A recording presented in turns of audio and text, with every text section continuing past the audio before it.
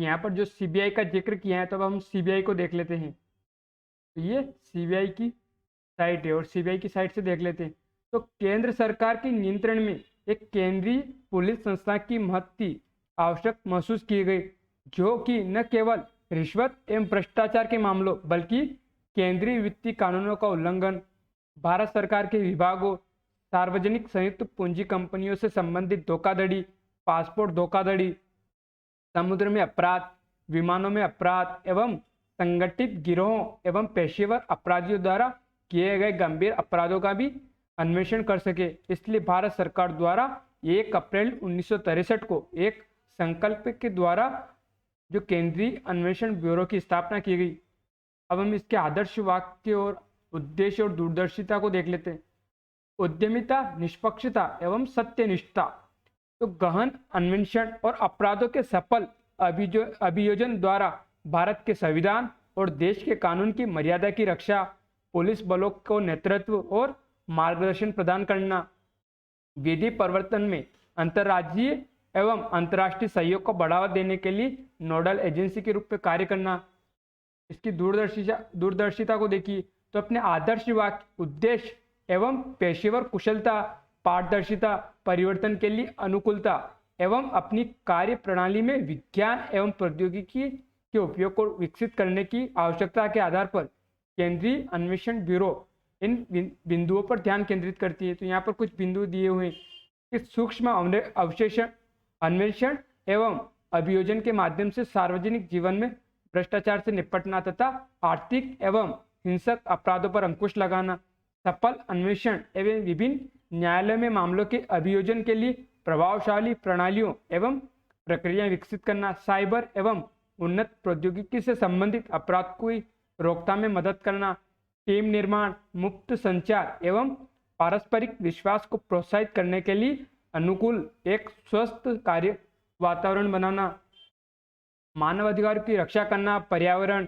कला, पुराकालीन वस्तुओं एवं सभ्यताओं की विरासत का संरक्षण करना, राष्ट्रीय एवं अंतर्राष्ट्रीय संगठित अपराध के विरुद्ध जंग में अग्रणी भूमिका निभाना, वैज्ञानिक मनोवृत्ति, मानववाद एवं जांच व सुधार की भावना विकसित करना, कार्य के सभी क्षेत्रों में उत्कृष्टता एवं पेशेवर कुशलता के लिए प्रयास करना ताकि संगठन उच्च स्तर का उद्यम व उपलब्धि प्राप्त कर सके। अब हम देख लेते हैं हमारी पृष्ठभूमि में, यानी जो सीबीआई उसकी पृष्ठभूमि को देखते हैं। तो अब ब्रीफ हिस्ट्री ऑफ सीबीआई। तो केंद्रीय अन्वेषण ब्यूरो की उत्पत्ति विशेष पुलिस स्थापना से हुई है, जिसे वर्ष 1941 में भारत सरकार द्वारा स्थापित किया गया था। उस समय एसपी यानी विशेष पुलिस स्थापना का कार्य जो सेकेंड वर्ल्ड वॉर के दौरान में भारत की युद्ध एवं आपूर्ति विभाग के साथ लेन देन में रिश्वतखोरी एवं भ्रष्टाचार के मामलों का अन्वेषण करना था। एसपी यानी स्पेशल पुलिस स्थापना का अधीक्षण युद्ध विभाग में निहित था। युद्ध की समाप्ति के बाद भी केंद्र सरकार के कर्मचारियों द्वारा रिश्वतखोरी एवं भ्रष्टाचार के मामलों के अन्वेषण हेतु केंद्र सरकार की एजेंसी की आवश्यकता महसूस की गई। इसलिए वर्ष 1946 में दिल्ली विशेष पुलिस स्थापना अधिनियम लागू किया गया। इस अधिनियम ने एसपीई के अधीक्षण को गृह विभाग में हस्तांतरित कर दिया एवं भारत सरकार के सभी विभागों को समावेशित करने के लिए इसके कार्य क्षेत्र का विस्तार किया गया। एसपीई का क्षेत्राधिकार सभी संघ शासित क्षेत्रों तक फैला है और संबंधित राज्य सरकार की सहमति से इन राज्यों में भी बढ़ाया जा सकता है। तो गृह मंत्रालय के दिनांक 1963 को एक संकल्प के माध्यम से दिल्ली विशेष पुलिस स्थापना को अपना वर्तमान लोकप्रिय नाम केंद्रीय अन्वेषण ब्यूरो मिला। प्रारंभ में केंद्र सरकार द्वारा अधिसूचित किए गए अपराध केवल केंद्रीय सरकारी सेवकों द्वारा किए गए भ्रष्टाचार से संबंधित थे। कालांतर में बड़ी संख्या में सार्वजनिक क्षेत्र के उपक्रमों की स्थापना के साथ इन उपक्रमों के कर्मचारियों को भी केंद्रीय अन्वेषण ब्यूरो के क्षेत्राधिकार में लाया गया। इसी तरह वर्ष 1969 में बैंकों के राष्ट्रीयकरण के साथ सार्वजनिक क्षेत्र के बैंक एवं उनके कर्मचारी भी सीबीआई के अधिकार क्षेत्र में आ गए। संस्था के निदेशक। तो केंद्रीय अन्वेषण ब्यूरो के संस्थापक निदेशक श्री डीपी कोहली ने 1963 से 1968 तक काम किया था। भारत की प्रमुख जांच एजेंसी के रूप में उभरना।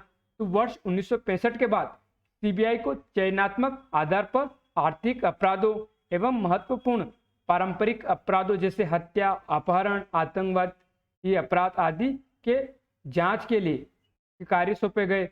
प्रारंभ में विशेष पुलिस स्थापना को 2 शाखाएं थी। वे सामान्य अपराध शाखा GOW एवं आर्थिक अपराध शाखा यानी EOW थी। सामान्य अपराध शाखा केंद्र सरकार एवं सार्वजनिक क्षेत्र के उपक्रमों के कर्मचारियों से जुड़े रिश्वतखोरी एवं भ्रष्टाचार के मामलों से निपटती थी और आर्थिक अपराध शाखा विभिन्न आर्थिक राजकोषीय कानूनों के उल्लंघन के मामलों से निपटती थी। इस व्यवस्था के अंतर्गत सामान्य अपराध शाखा की प्रत्येक राज्य में कम से कम एक शाखा एवं आर्थिक अपराध शाखा की 4 शाखाएं महानगरीय शहरों जैसे दिल्ली, मद्रास, मुंबई एवं कलकत्ता में थी। ये आर्थिक अपराध शाखाएं क्षेत्रों से प्रतिवेदित किए गए अपराधों से निपटती थी, अर्थात प्रत्येक शाखा का क्षेत्राधिकार कई राज्यों पर था। अब व्यापक भूमिका की बात कर लेते हैं। तो चूंकि वर्षों में सीबीआई ने निष्पक्षता एवं दक्षता के लिए ख्याति अर्जित की थी, अंततः उससे पारंपरिक अपराध जैसे हत्या, अपहरण, आतंकवादी अपराध आदि अधिक मामलों का अन्वेषण करने की मांग की जाने लगी। इसके अतिरिक्त यहाँ तक कि सुप्रीम कोर्ट एवं देश के विभिन्न हाई कोर्ट ने भी पीड़ित पक्षों द्वारा दायर याचिकाओं पर ऐसे मामलों का अन्वेषण सीबीआई को सौंपना प्रारंभ कर दिया। सीबीआई ने न केवल भारत में एक प्रमुख भ्रष्टाचार निरोधी अन्वेषण संस्था है, बल्कि इसे उच्च स्तरीय पारंपरिक अपराधों, आर्थिक अपराधों, बैंक धोखाधड़ी एवं अंतर्राष्ट्रीय संबंधों वाले अपराधों से निपटने का भी अनुभव है। केंद्रीय अन्वेषण ब्यूरो को IPCO और इंटरपोल के लिए भारत के राष्ट्रीय केंद्रीय ब्यूरो के रूप में नामित किया गया है। तो इस तरह से हमें केवल जो सीबीआई उसके बारे में एक ब्रीफ हिस्ट्री लेनी थी और क्या कार्य करती है वो देखना था। तो अब बढ़ते हम अगली खबर पर। तो ये हमारी जो खबर थी यही समाप्त होती सीबीआई और इंटरपोल से संबंधित। अब हम अगली खबर को देखते हैं। अब देख लेते हैं हम वक्फ की बात, यानी जो मुद्दा में इसकी बात की तो इसको देख लेते हैं कि ये क्या होता है। तो वक्फ शब्द का सटीक अर्थ निरोध है। मरियम वेबस्टर वक्फ को संपत्ति की इस्लामी बंदोबस्ती के रूप में परिभाषित करता है जिसे ट्रस्ट में रखा जाना है और धर्मार्थ या धार्मिक उद्देश्य के लिए उपयोग किया जाना है। वक्फ अधिनियम 1955 की धारा 3 मुस्लिम कानून के तहत मान्यता प्राप्त किसी भी व्यक्ति द्वारा किसी भी चल या अचल संपत्ति के स्थायी समर्पण के रूप में वक्फ को पवित्र, धार्मिक या धर्मात्र के रूप में परिभाषित करती हैं। वक्फ के अर्थ को और विस्तृत करने के लिए यह कहा जा सकता है कि जो संपत्ति धार्मिक और धार्मिक उद्देश्यों के लिए उपलब्ध कराई जाती है वह गैर हस्तांतरणीय हो जाती है और यह माना जाता है कि वक्फ का गठन करने के बाद संपत्ति सर्वशक्तिमान के स्वामित्व में है और मानव गतिविधि से परे पहुंच जाती है। तो इस तरह से हमें जो वक्फ है उसका एक ओवरव्यू लेना था कि वो क्या होता है। तो अब बढ़ते हैं अगली खबर पर। चीनी निरंकुशता का विस्तार रोकने के लिए हाथ मिलाए भारत ताइवान। तो GS2 अंतर्राष्ट्रीय संबंध से मैप एनालिसिस से जोड़कर देखेंगे हम। तो एक साक्षात्कार के दौरान ताइवानी राजदूत गेर ने पूर्व और दक्षिण चीन सागर, हांगकांग और गलवान घाटी में तनाव को रेखांकित करते हुए कहा कि इस खतरे से निपटने के लिए भारत और ताइवान को हाथ मिलाने की जरूरत है। बीते अगस्त में अमेरिका प्रतिनिधि सभा की अध्यक्ष नैन्सी पेलोसी की ताइवान यात्रा के बाद चीन से बड़े तनाव के दौरान ताइवान स्टेट में न्याय, शांति और स्थायित्व के लिए खड़े रहने के लिए ताइवानी राजदूत ने भारत की प्रशंसा की। उल्लेखनीय है कि अगस्त में अमेरिकी स्पीकर की ताइवान यात्रा के बाद ताइवान स्टेट में चीन ने लगातार सैन्य अभ्यास कर दबाव बनाने की कोशिश की। चीन जहां ताइवान को अपना प्रांत मानता है, वहीं ताइवान का कहना है कि वह कभी चीन का अंग नहीं रहा। और ताइवानी राजदूत ने कहा कि मेरा विश्वास है कि भारत और ताइवान के बीच रणनीतिक साझेदारी को मजबूत कर व्यापार और तकनीक के क्षेत्र में सहयोग बढ़ाने का सबसे अच्छा अवसर है। हम लोग साइबर, अंतरिक्ष, समुद्र, हरित ऊर्जा और खाद्य सुरक्षा, पर्यटन और पाक कला के क्षेत्र में सहयोग और बढ़ा सकते हैं। अब जो ताइवान की बात की है तो ताइवान की मैप को देखते हैं हम। तो ये ताइवान का मैप आ गया। कहाँ आ गया है? तो इस प्रशांत महासागर में अवस्थित है। इधर साउथ चाइना सी और पैसिफिक ओशन के बीच में अवस्थित हो गया। ये ताइवान स्टेट हो गई, किसके बीच में हो गई, तो इधर चीन और ताइवान द्वीप के बीच में हो गई। किन दो वाटर बॉडीज को जोड़ रही हैं, तो इधर साउथ चाइना सी हो गया, इधर ईस्ट चाइना सी हो गया। अब ताइवान की राजधानी क्या होगी, तो ताइपेस की राजधानी हो गई है। इससे कौन सी नदियाँ निकल रही हैं, तो एक चोसोई रिवर्स और एक कोपेंग रिवर्स इससे होकर निकल रही हैं। ये पेंगो आइलैंड्स ताइवान के किस साइड अवस्थित है, तो इसके पश्चिम की साइड अवस्थित है। इसे ट्रॉपिक ऑफ कैंसर होकर निकल रही हैं। इसके बीच में कौन सी माउंटेन्स है, तो चुंग यांग शेनबो माउंटेन्स के बीच में अवस्थित है। लुजान स्टेट किन दो देशों के बीच में अवस्थित है, तो फिलीपींस और ताइवान के बीच में अवस्थित है। और ये किसको जोड़ने का काम करेगी, तो आप देखने का प्रयास कीजिए, पैसिफिक ओशन और साउथ चाइना सी को जोड़ने का प्रयास काम कर रही है। ताइचुंग इसमें महत्वपूर्ण सिटी है, इससे ताइवान से संबंधित। इधर यूशान नेशनल पार्क अवस्थित है। तो इस तरह से आप और अच्छे से एनालिसिस कीजिए ताइवान का मैप का। तो अब हम बढ़ते हैं अगली खबर पर। अमेरिका में तूफान से मरने वालों की संख्या हुई 51, मोदी ने जताया दुख। तो अमेरिका में शक्तिशाली इयान तूफान से मरने वालों की संख्या 51 हो चुकी है। इनमें 47 फ्लोरिडा के हैं। उत्तरी कैरोलिना में भी 4 लोगों की मौत हो चुकी है। तो यहाँ पर जो प्रांत की बात की, फ्लोरिडा, उत्तरी कैरोलिना, तो इनको भी हम देखेंगे। तो पहले देख लेते कि तूफान क्या होता है।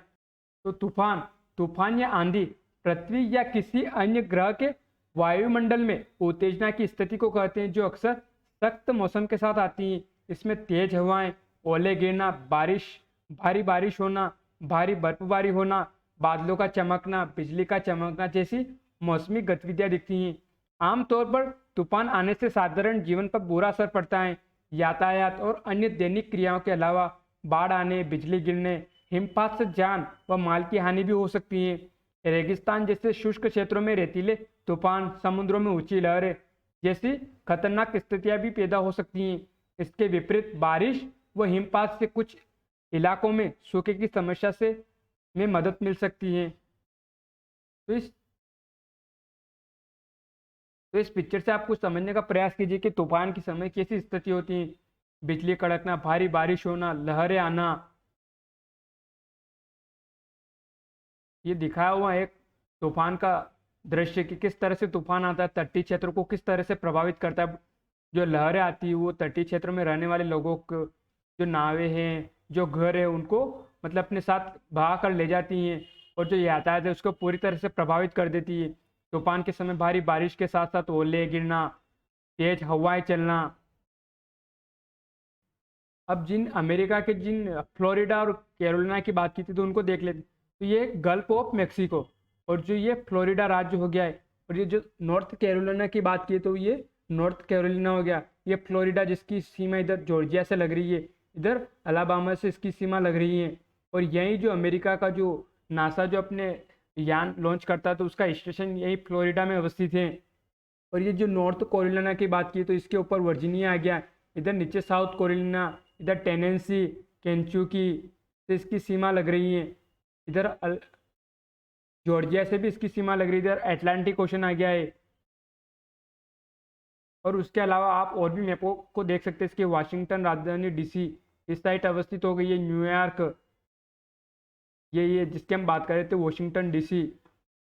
और ये वॉशिंगटन इसका एक प्रांत जिसकी राजधानी क्या हो गई, सिएटल हो गई। तो दोनों में अंतर है। ये lake Superior, lake Michigan, lake Huron, lake Erie, lake Ontario, यहीं से सेंट लॉरेंस निकलती है और गल्फ ऑफ सेंट लॉरेंस में जाकर गिर जाती हैं। ये कनाडा का मैप हो गया। ये लेक विनिपेग को दिखाया हुआ है। तो और आप अच्छे से देखिए। अब हम एक अन्य मैप के थ्रू समझने का प्रयास करते हैं कि इसमें जो आया है तूफान वो कौन कौन से। तो ये फ्लोरिडा को दिखाया हुआ है यहाँ पर। और यहाँ पर जो उत्तरी कैरोलिना प्रांत हो गया इसका, जहाँ पर तूफान आया है, तूफान की वजह से भारी क्षति हुई लोगों को, बहुत सारे घर तबाह हुए, यातायात प्रभावित हुआ है, लोगों को पलायन करना पड़ा है। तो आप देखिए किस तरह से हवा चलती है, जो तटों से टकराती, जो आसपास के रहने वाले जो तट के निकटवर्ती जो क्षेत्र उनको भारी क्षति होती है। क्योंकि जो लहरें आती है समुद्र से, वो अपने साथ बहुत बड़ी मात्रा में ऊर्जा लाती है, जिसकी वजह से जो इनको जो यहाँ पर इंफ्रास्ट्रक्चर है, जो घर है, बिल्डिंग्स है, उनको भारी क्षति पहुँचाती है। तो इस तरह से आप देख सकते हैं इसकी मैप को अच्छे से।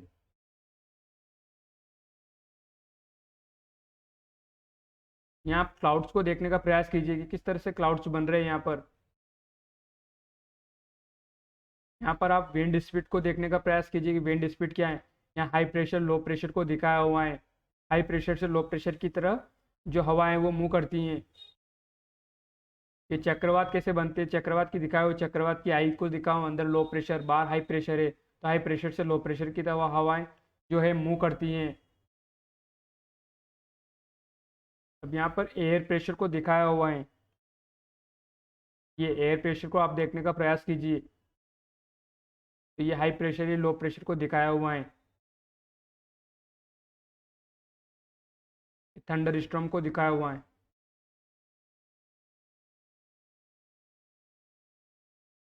तो इस तरह से आप इसे देखिए, तो हमारा जो विश्लेषण है यही समाप्त होता है। लेकिन जिन राज्यों की या जिन देशों की बात की है, अब हम उनको गूगल मैप में देखने का प्रयास करेंगे। तो ये हमारा प्यारा भारत है। अब हम भारत से हमको जाना है कहाँ, ताइवान जाना है। तो ताइवान हम कौन सी सागर से होके निकलेंगे, तो इधर बंगाल की खाड़ी से। तो हम कलकत्ता से चलते हैं, तो कलकत्ता से बंगाल की खाड़ी से होते हैं, अंडमान सागर से होते हैं। फिर हम जो स्टेट ऑफ मलक्का यानी मलक्का जल संधि से होते हुए निकलेंगे। फिर हम सिंगापुर में रुक सकते हैं। सिंगापुर में हम चाय नाश्ता करने के बाद साउथ चाइना सी से होते हुए फिर हम ताइवान पहुंचेंगे। ताइवान पे हम ताइवान की राजधानी चलते हैं इधर। तो ताइवान स्टेट हो गई है। इन दो जो लैंड है उनको अलग करी, तो इधर चाइना को और ताइवान को अलग करी, किन दो वाटर बॉडीज को जोड़ने का काम करी। तो इधर साउथ चाइना सी और पूर्वी चीन सागर को जोड़ने का काम कर रही है। इधर आप इसको अच्छे से देखिए, इसमें कौन सी सिटी है, तो काओशुंग शहर या ताइचुंग शहर। ये यूशुन नेशनल पार्क हो गया है। ये पेंगू कंट्रीज या पेंगू आइलैंड्स हो गए।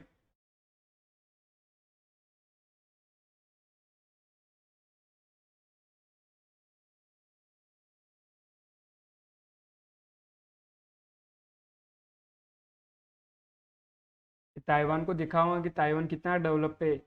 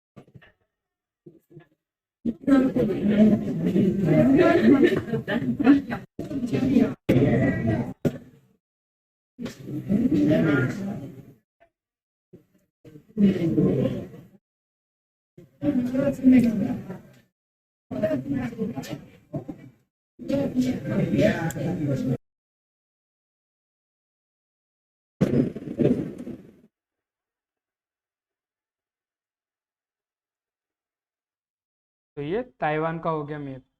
अब हम अमेरिका को मैप को देखते हैं। अब हमें ताइवान से अब हमें अमेरिका चलना है। तो इधर फिलीपींस सागर से होते होते हुए प्रशांत से होते हुए हम होनोलुलु में रुक सकते हैं, जो जहाँ पर हम चाय पानी नाश्ता भोजन वोजन जो भी करना, उसके बाद हम चलेंगे अमेरिका की तरफ। तो ये अमेरिका। अब हमें फ्लोरिडा जाना है, तो हम स्थल रूट की बजाय हम स्थल मार्ग पकड़ेंगे। तो स्थल मार्ग में माफ कीजिए, स्थल मार्ग तो वो हमारे लिए महंगा पड़ेगा, हम समुद्री मार्ग पकड़ेंगे। तो समुद्री मार्ग में हमें फ्लोरिडा जाना है, तो हम पनामा चाहेंगे। तो पनामा में हम पनामा कैनाल से निकलते हुए कैरिबियन सागर में पहुंचेंगे। तो आप देखने का प्रयास कीजिए, पनामा कैनाल हो गई है जो झील हो गई पनामा के अंदर। ये गाटून झील को दिखा हुआ है यहाँ पर। ये पनामा सिटी, ये पनामा से होते हुए ये गोटून झील से होते हुए हम पहुंच जाएंगे कोलोन, जो मतलब पनामा सिटी और दोनों के बीच में कोलन शहर दोनों को जोड़ने का काम करी पनामा कैनल। और किन दो बड़ी वाटर बॉडीज को जोड़ रही, तो इधर प्रशांत महासागर हो गया, इधर अटलांटिक ओशन हो गया। और अटलांटिक ओशन का एक कैरिबियाई सागर को मान सकते हैं हम हिस्सा। फिर उसके बाद हम मेक्सिको की खाड़ी, इधर कैरिबियन द्वीप्स हो गए, क्यूबा, जमैका, हैती, डोमिनिकन गणराज्य, Puerto Rico, Trinidad and Tobago, Saint Lucia. फिर हम फ्लोरिडा पहुंच गए, फ्लोरिडा में मियामी, ऑरलैंडो, ट्रम्पा। फिर उसके बाद ये वर्जीनिया, और ये दक्षिण कैरोलिना, ये उत्तरी कैरोलिना हो गया, जहाँ पर तूफान आया की वजह से भारी क्षति हुई है। तो दिखाया हुआ इधर बरमुंडा, इधर उत्तर अटलांटिक महासागर हो गया। ये ग्रेटर एंटिलिस,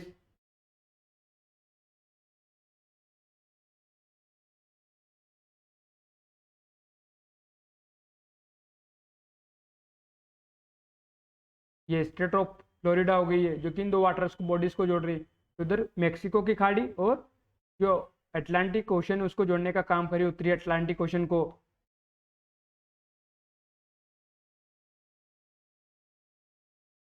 उसके बाद हमें अमेरिका से वापस भारत आना है, तो इधर हम दूसरे रूट से आएंगे, अब इधर से उत्तरी अटलांटिक महासागर से होते हुए, यहीं से हम जिब्राल्टर की जलसंधि से होते हुए, भूमध्य सागर से होते हुए, सुएज कैनाल से होते हुए, लाल सागर से होते हुए, अदन की खाड़ी से होते हुए, अरब सागर से होते हुए हम भारत में पहुंच जाएंगे।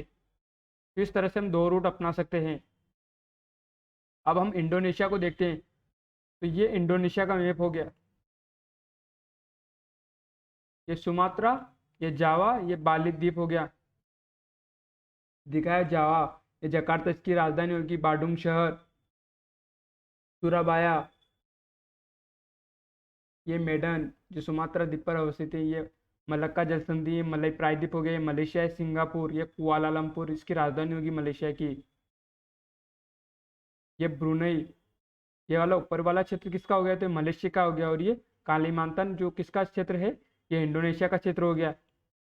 ये मक्कासार जलसंधि को दिखा, जावा सागर और सेलेबस सागर को जोड़ने का काम कर रही है, इन दो द्वीप को हटा रही है, मतलब अलग करने का काम कर रही है। तो बोर्नियो और सुलावेसी द्वीप को अलग कर रही है। इधर बांडा आर्क, इधर बांडा सागर हो गया, तिमोर लेस्टे हो गया, जिसका प्रोनाउंसिएशन दिल्ली जैसे इसकी राजधानी हो गई है। ये एलोरा आर्कोपेलियोजी, ये सुओ सी, ये फ्लोरेस सी, ये ग्रेटर सुंडा आइलैंड्स हो गए हैं। इधर हिंद महासागर, इधर प्रशांत महासागर फिलीपींस सागर के बीच में अवस्थित हो गए हैं, ये फिलीपींस हो गया है। ये लुजोन स्टेट की हम बात करें तो ये लुजोन स्टेट फिलीपींस और ताइवान के बीच में हो गई है। इधर साउथ चाइना सी हो गया, और इधर प्रशांत महासागर, दोनों को जोड़ने का काम कर रही है, ये लुजोन स्टेट।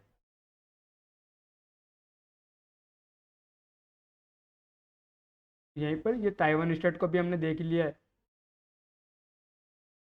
साउथ चाइना सी की बात की थी, तो ये रहा साउथ चाइना सी, ये पार्शले आइलैंड्स और एक स्पार्टला आइलैंड्स है, जिनको लेकर विवाद चलता रहता है। ये 9 डैश लाइन यहीं पर अवस्थित है, जिनमें जो इनके क्षेत्र है, जलाधिकार क्षेत्र, जिसे एक्सक्लूसिव इकोनॉमिक जोन बोलते हैं, तो उनको लेकर विवाद रहता है।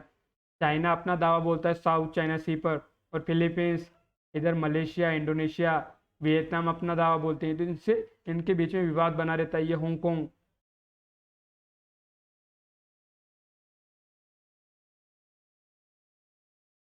तो हमारा जो विश्लेषण यही समाप्त होता है। धन्यवाद।